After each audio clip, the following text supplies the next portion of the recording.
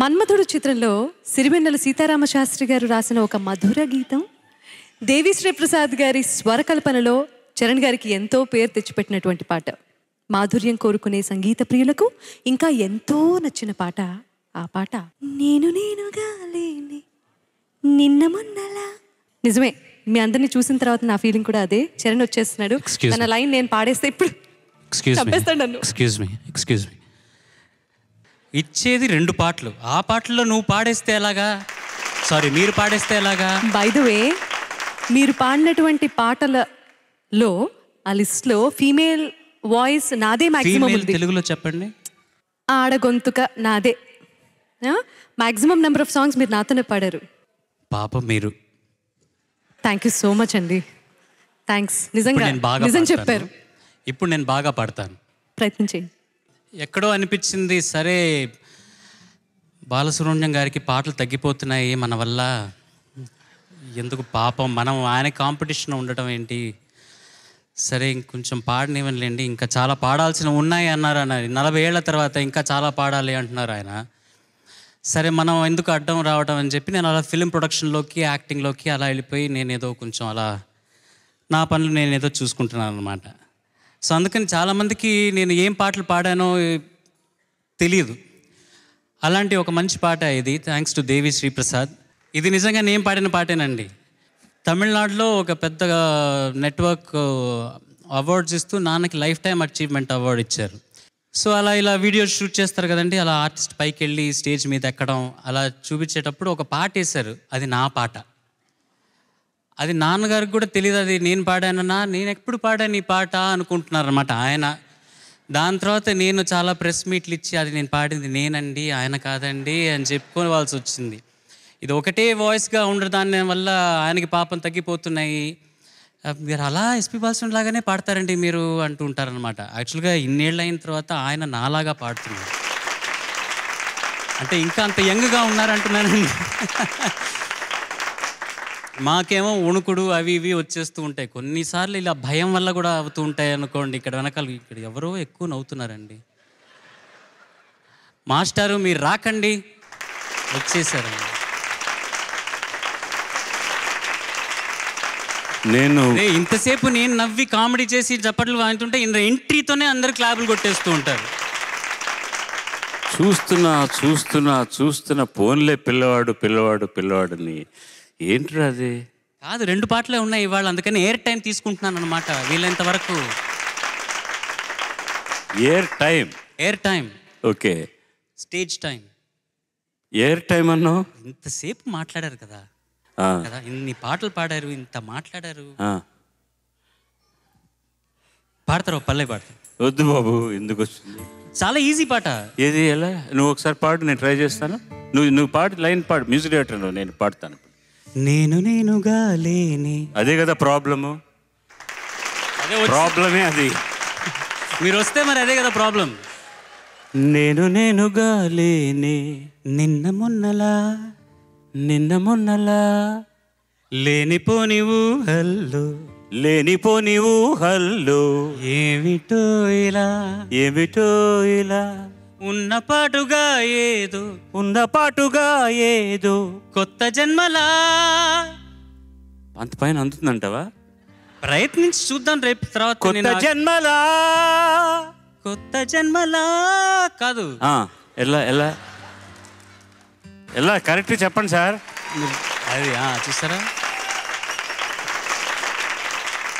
ఎలా కొత్త జన్మలా?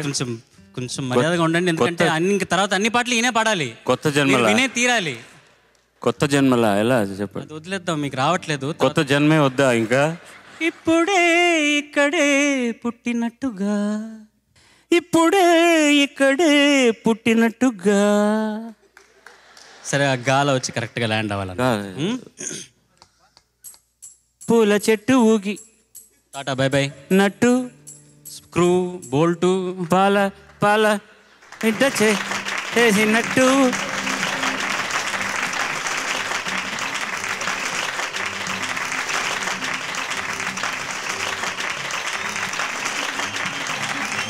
ఇదంతా నాకే.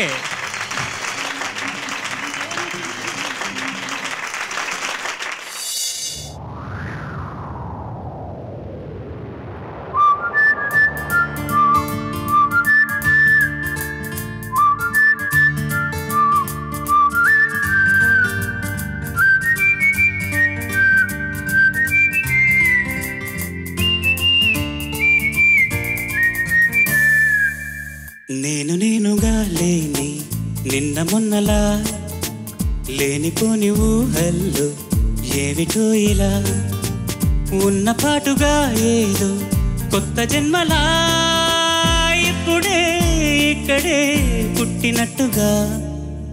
నేనుగా లేని నిన్న మొన్నలా లేనిపోని ఊహల్లో ఏమిటో ఇలా ఉన్న పాటుగా ఏదో కొత్త జన్మలా ఇప్పుడే ఇక్కడే పుట్టినట్టుగా.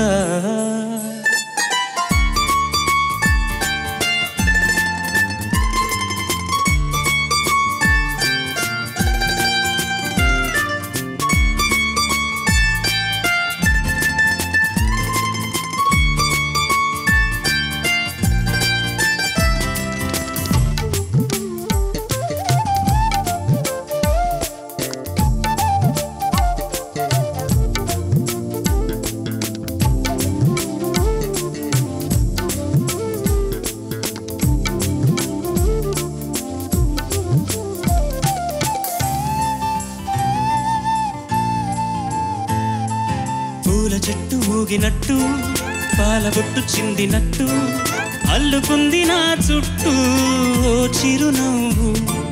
తేనె పట్టు రేగినట్టు వీణమెట్టు వణికినట్టు జల్లు మంది గుండెల్లో ఎవరే నువ్వు. నా మనసుని మై మరపున ముంచిన వాన మీకెవరికి కనిపించదు ఏమైనా.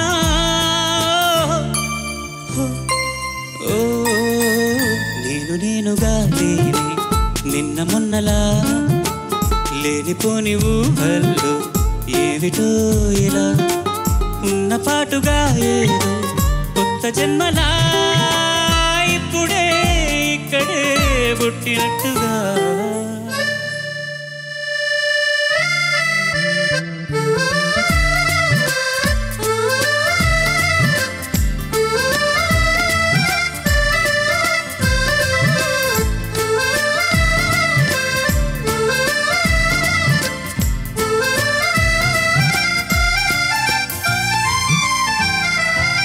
చుట్టుపక్కలెందరున్నా గుర్తుపట్టలేక ఉన్నా అంతమంది ఒకలాగే కనబడుతుంటే తప్పు కాదు అన్నా ఒప్పుకోరు ఒక్కరైనా చెప్పలేదు నిజమేదో నాకు వింటే. కళ్ళను వదిలెళ్ళను అని కమ్మిన మెరుపేదో చెప్పవకను రెప్పలకే మాటొస్తే.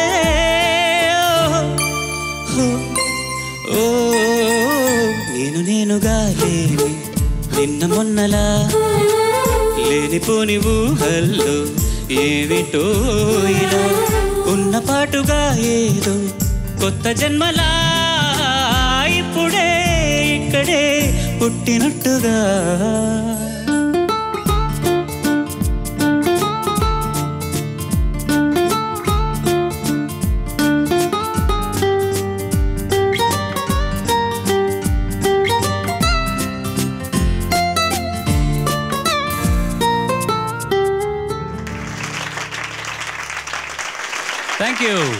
Thank you.